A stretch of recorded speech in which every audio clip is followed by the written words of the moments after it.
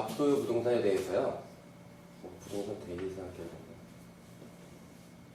예를 들어서 A가 전세권을 가지고 있습니다.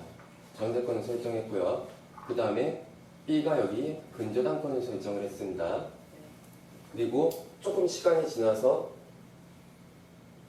A가 또 임차권도 취득을 했습니다. 뭘 했느냐? 주택 인도와 더불어서 주민등록 이전을 한 거예요. 전입신고를 한 거예요. 그리고 그 임대차 계약서를 들고 가서 확정일자까지 받았어요.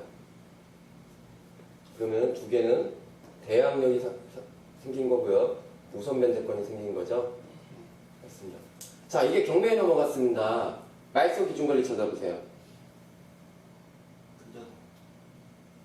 말소 기준권리 맞나요? 네. 예, 얘가 말소 기준권리입니다.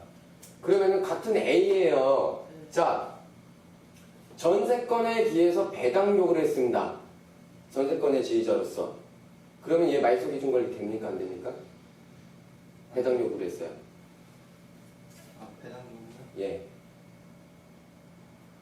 배당 요구를 하면은 거기 말소 기준 그쵸. 되는 겁니다.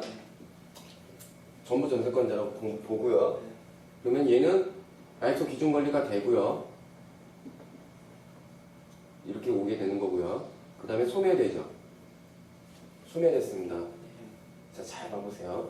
그런데 얘가 2억에 대한 채권이 있는데요. 이 건물 매각 대금이 1억 7천에 매각이 됐습니다. 낙찰이 돼버린 거예요. C라는 낙찰자가 있습니다. 여기에. 그럼 얘 얼마 못 받아요? 3천 못 받죠? 그러면은 얘 대항력이 있습니까? 없습니까? 3천만 원 못 받고 쫓겨나야 되잖아요. 지금 1억 7천 됐으니까 2억 원 중에서 1억 7천만 배당 받았을 거 아닙니까? 네. 그럼 3천 못 받았는데 얘는 물건이라고 그랬죠? 네. 쫓겨나요? 안 쫓겨나요? 쫓겨나요. 쫓겨나요. 임차권. 야, 대항력이 있어요? 없어요? 낙찰자한테 지금? 없어요. 없잖아요. 말소 기준 거리가 여기잖아요. 네. 대항력 없죠? 끝났죠? 3천만 원 못 받고 얘 나가야 되죠? 네. 2억의 채권이 똑같이 있는데 이번에는 이렇게 해볼게요. 임차인의 지위로서 배당 요구를 하고요. 배당 요구를 했습니다. 말소 기준 권리가 어디 있습니까? 그렇죠. 얘가 말소 기준 권리예요. 자, 배당 시작합니다. 만약에 이 2억짜리인데 똑같이 또 1억 7천에 낙찰이 됐습니다. 자, 그러면은 1억 7천에 낙찰이 됐죠. 배당 어디에 가요? 얘 배당 요구 안 했습니다, 지금. 얘가 1번 배당을 받겠죠, 첫 번째로. 근데 예를 들어서 이게 얘는 1억에 대한 대금 채권을 1억에 대해서 이제 채권을 가지고 있습니다. 그래서 저당권 설정해줬고요. 분저당권자죠. 비담보 채권이 1억입니다. 얘 먼저 1억 배당되죠. 얘 2억 중에 똑같은 A예요. 얘 2억 받아야 되는데 얼마 받아요? 그럼 배당은? 얘 배당은 또 얼마 돼요? 이번에 7천 되잖아. 7천. 그리고 대항력이 없기 때문에 소멸되죠. 임차권은. 네. 대항력 없죠. 네. 배당 요구했어요? 안 했어요? 안 했어요. 선순위죠. 네. 살아있죠. 네. 돈 아직 못 받은 게 있죠. 네. 이거 소멸돼요? 안 소멸돼요? 그러면은 얘 쫓겨나요? 안 쫓겨나요? A? 안 쫓겨나요. 상황이 틀려졌죠. 그러면은 전세권자로서의 배당 요구를 하면은 안 되는 거네요. 그렇죠. 네. 예, 됐습니다. 좋습니다. 이런 물건 누릴 때는 이제 임차인의 지위로서 배당 요구를 했는데 낙찰가가 평균 낙찰가가 보니까 1억 7천대에 될 것 같다.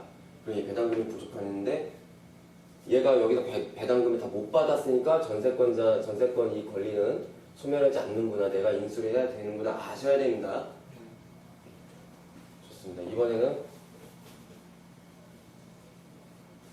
똑같이 두고요.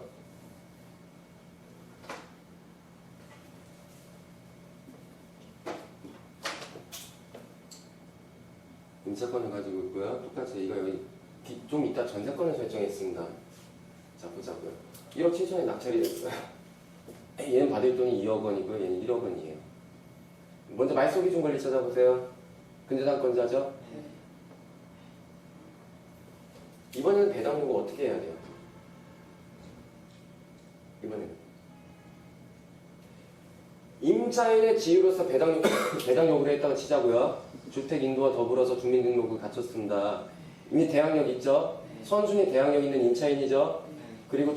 그리고 확정일자로 갖췄습니다. 우선 변제권 있죠? 근데 1억 7천 낙찰 됐어요. 3천만 원 못 받았죠? 네. 네. 전세권 일단 소매됩니까? 안 됩니까? 소매되죠? 네.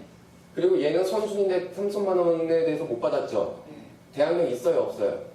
얘 소매돼요? 아니요. 소매돼요?